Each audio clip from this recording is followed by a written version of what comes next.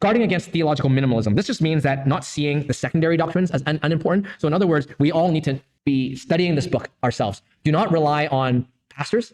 Do not rely, and certainly if you are raising children, okay, some of you may start families or you already have kids.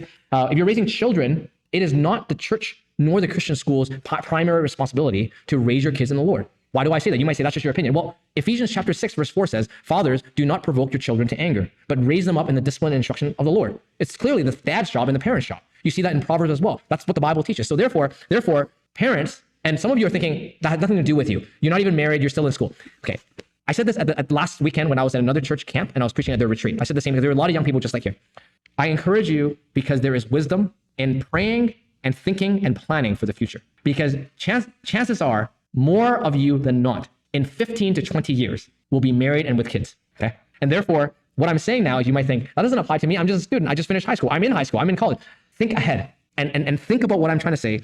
And specifically speaking, before you have many more responsibilities. And this is one of the reasons for the record. Some of you, if you're still living with your parents or as you're growing up, you think, why are my parents so frustrated? Because it's hard to be a parent.